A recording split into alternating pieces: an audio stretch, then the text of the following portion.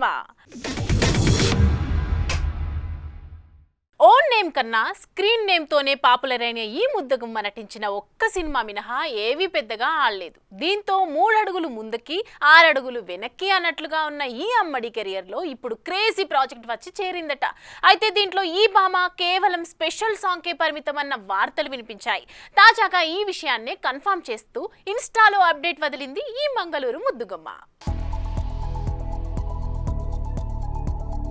Radhika DJ Tillu విడుదలయ్యాక Siddhu ఎంత famous అయ్యాడో ఈ పేరుతో అంతగా ఫేమస్ అయింది నేహా శెట్టి.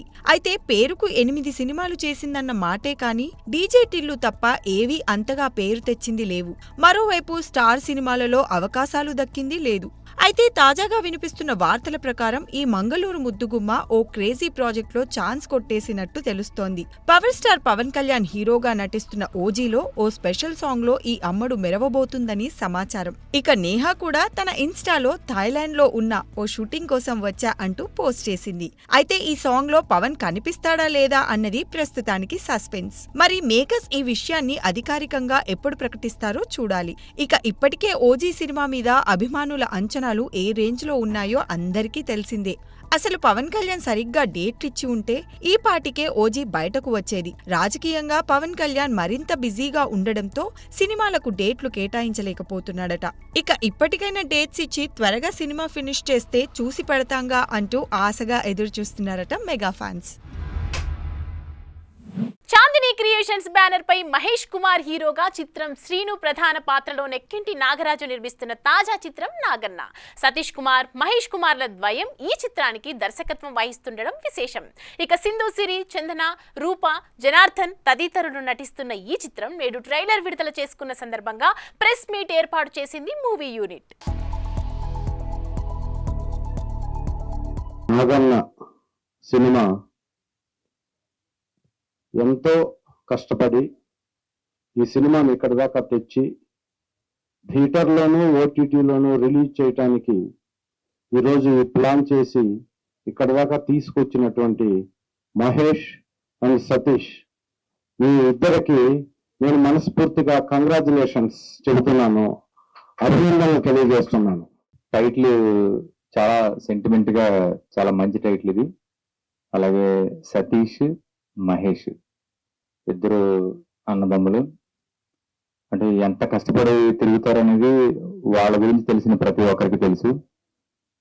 చాలా అంటే మరి అది ఏమంటారు దాన్ని తెలుగులో విక్రమార్కుడు అంటారు కదా, అలా ఇద్దరు కూడా ఎంత కష్టపడ్డారో దగ్గర నుంచి చూశాను నేను. మంచి ఫ్రెండ్స్. మనం అంటే పిలవగానే వచ్చి ఆశీర్వదించాలి నెంబర్ 1, నెంబర్ 2 సినిమా హిట్ అవ్వాలని కోరుకోవాలి. ఈ రెండిట్లో మొదటి స్థానం నాకు ఇమ్మని అడుగుతున్నాను. ఈ మూవీ వచ్చేసి ఆల్ ఎమోషన్స్ క్యారీ అవుతుంది. ఒక ఫ్యామిలీ డ్రామా ఎలా ఉంటుంది, అండ్ నెక్స్ట్ ఫ్రెండ్షిప్ ఎలా ఉంటుంది, అండ్ డేవిడ్ థింగ్స్ కూడా ఎలా ఉంటుంది, ఈచ్ అండ్ ఎవ్రీథింగ్ పర్ఫెక్ట్ గా ఒక పర్ఫెక్ట్ ప్లానింగ్ తో ఏ టైం కి లేవాలి, ఈచ్ అండ్ ఎవ్రీథింగ్. ఈవెన్ నాకు మార్నింగ్ అలారం పెట్టుకున్నా సరే, అమ్మ లేచారా, అమ్మ అంతా ఓకే కంఫర్టా, అమ్మ బాగున్నారా, ఈచ్ అండ్ ఎవ్రీథింగ్. మా డైరెక్టర్స్ ఇంకా ప్రొడ్యూసర్స్ ఎవరైతే అసలు చెప్పనవసరం లేదండి. మా అమ్మాయిలు, మా ఇంటి ఆడపిల్లలు అని చెప్పేసి ఈచ్ అండ్ ఎవ్రీథింగ్ పర్టికులర్ గా అమ్మ తిన్నారా, అమ్మ జ్యూస్ తాగారా, ఈవెన్ టైం టు టైం మాకు ఫుడ్ అందించి, ఇంకా బ్యాక్ కెమెరా ముందు రాకుండా కెమెరా బ్యాక్ ఉండి చాలా అంటే చాలా సపోర్ట్ చేశారండి. 9 days లో షూటింగ్ తీయడం అనేది మాటలేం కాదు. మేమందరం చాలా ఫ్రీగానే ఉన్నాం యాక్టర్స్ వరకు. మాకు ఏ రోజు ఏ ఇబ్బంది రాలేదు ప్రొడక్షన్ నుంచి కానీ మాకు కానీ ఏదిని. కానీ వాళ్ళు ఎంత ఇబ్బంది పడ్డారంటే నిద్రలేని, అండ్ మహేష్ సార్ సాంగ్స్ కూడా ఆయనే కాబట్టి చాలా రిస్క్ చేశారు. అండ్ నేను ఇంకొకటి కూడా థ్యాంక్స్ చెప్పాలనుకుంటున్నా. ఈ రోజు నేను ఎంత బాగా చేయగలిగాను అంటే గనక మా ఎమ్మెల్యే జనార్దన్ గారు, అండ్ అలాగే మా రవి చాలా సపోర్ట్ చేశారు. మాకు చాలా ఫ్రీగా ఏ మిస్బిహేవ్ లేకుండా అందరూ చాలా బాగా చూసుకున్నారు. థ్యాంక్ యూ సో మచ్ అండి. మీడియా సపోర్ట్ ఉంది, నాకు జనాల సపోర్ట్ ఉంది, ఇండస్ట్రీ సపోర్ట్ ఉంది. ఈ సినిమా కాదు ఇంకా చేతులు 2 సినిమాలు ఉన్నాయంటే కారణం మెయిన్ నా అన్నయ్య నెక్కంట నాగరాజ్ అన్నయ్య. చాలా థ్యాంక్స్. అలాగే ముందు చేసే సినిమాలకి మీ సపోర్ట్ ఉంటుందని కోరుకుంటున్నాను. ఈ సినిమా ఓటీటీలోకి వస్తుందండి త్వరలో, ఓటీటీలో చూడండి. అలాగే థియేటర్లో ముందు కొన్ని థియేటర్లు నేనే సొంతంగా రిలీజ్ చేసుకుంటున్నాను, థియేటర్లో కూడా చూడండి. నచ్చితే ఆదరించండి, నచ్చకపోతే తిట్టండి, ఏదైనా చూసి అందరూ సపోర్ట్ చేయండి. ఎన్నో ఏళ్లుగా జరుగుతున్నా ఈసారి అలా జరగదులే అని ఆశలు పెట్టుకున్న అభిమానుల్ని డిసప్పాయింట్ చేస్తూ మరోసారి ఆస్కార్ మనకి అందరి ద్రాక్షగానే మిగిలిపోయింది. అయితే మన దేశం నుండి వెళ్లిన సినిమా నిరాశపరిచిన మన దేశానికి చెందిన వ్యక్తి ప్రధాన పాత్రలో నటించిన మరో చిత్రం షార్ట్ లిస్ట్ అవ్వడం ఇక్కడ విశేషం. ఆస్కార్ ఫిలిం మేకర్స్ కి ఇంటర్నేషనల్ స్టేజెస్ మీద ఎన్ని అవార్డ్స్ సాధించినా ఈ అవార్డ్ అందుకోలేకపోతే మాత్రం ఏదో వెలితిగానే ఉంటుంది.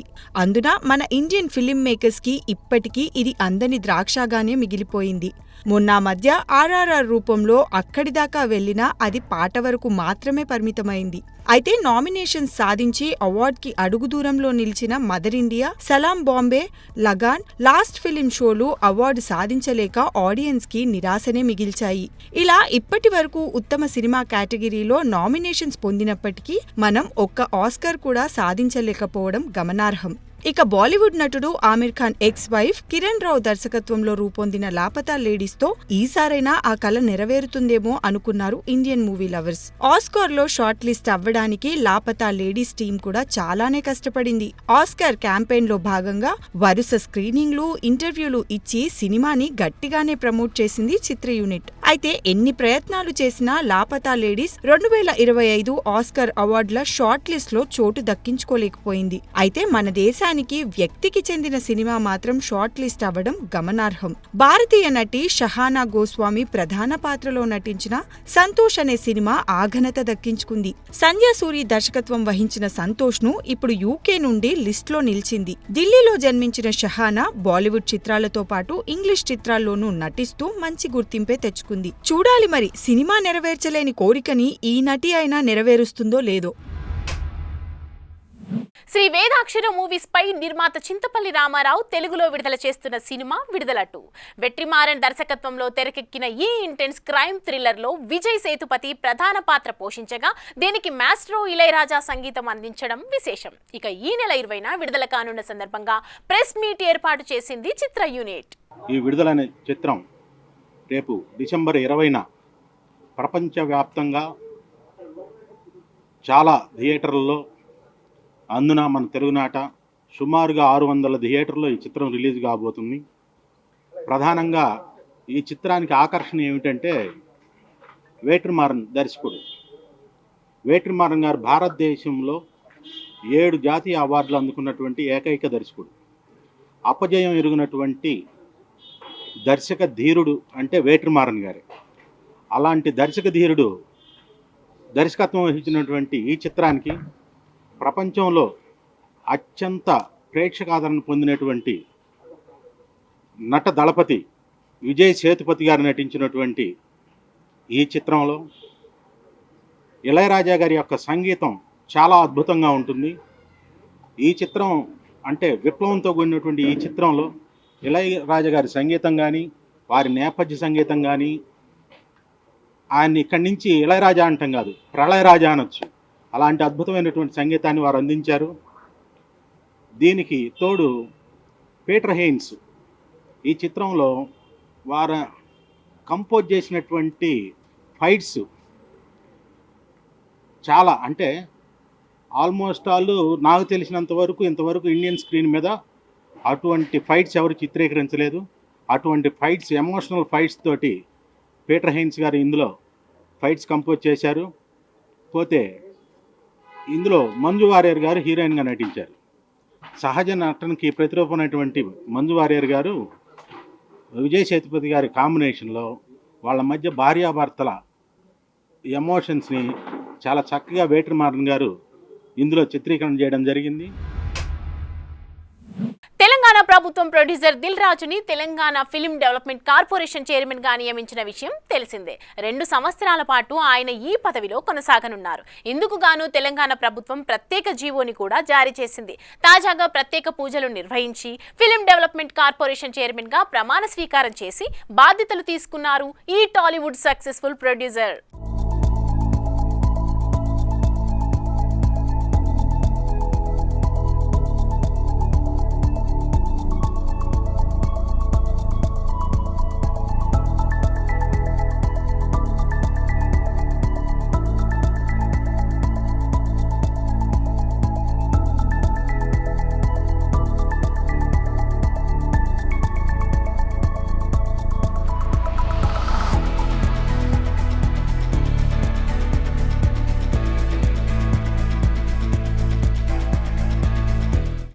తెలంగాణ ఫిలిం డెవలప్మెంట్ కార్పొరేషన్ చైర్మన్గా ఈరోజు నేను ఛార్జ్ తీసుకోవడం, ఈ అవకాశం ఇచ్చిన ముఖ్యమంత్రి శ్రీ రేవంత్ రెడ్డి గారికి, అలాగే ఫిలిం మినిస్టర్ కోమటిరెడ్డి వెంకటరెడ్డి గారికి, వారిద్దరి నమ్మకం ఈ ఎఫ్డిసి ఇటు ఫిలిం ఇండస్ట్రీకి, ఇటు తెలంగాణకి, ఇటు గవర్నమెంట్కి మధ్యలో డెవలప్ చేయాల్సిన అవసరం ఎంతైనా ఉంది. ఎందుకంటే ఒకప్పుడు ఎఫ్డిసి అంటే సినిమా ఇండస్ట్రీకి అన్ని రకాలుగా సినిమా ఇండస్ట్రీలో ఇన్వాల్వ్ అయి ఉండేది. సో మళ్ళీ ఆ పూర్వ వైభవం ఎఫ్డిసికి తీసుకురావాలనేది సీఎం రేవంత్ రెడ్డి గారి ఆలోచన. సో దాని గురించి నన్ను ఎఫ్డిసి చైర్మన్గా నియమిస్తున్నానని చెప్పారు. సో 100% సీఎం రేవంత్ రెడ్డి గారి విజన్కి ఈ ఫిలిం ఇండస్ట్రీని గవర్నమెంట్ మధ్యలో తెలంగాణలో ఫిలిం ఇండస్ట్రీని ఇంకా గ్రోత్ చేయాలి. అలాగే తెలంగాణ ఇంతకుముందు తెలంగాణ తెలుగు సినిమాలకి, అలాగే ఇప్పుడు స్టేట్స్ సపరేట్ అయిన తర్వాత తెలంగాణలో తీసే సినిమాలకి ఎంకరేజ్ చేస్తూ ఈ సంస్కృతి, తెలంగాణ సంస్కృతిలో సినిమాలు వచ్చేలాగా ప్రయత్నం చేస్తూ తెలంగాణలో ఫిలిం ఇండస్ట్రీని గ్రో చేయాలి.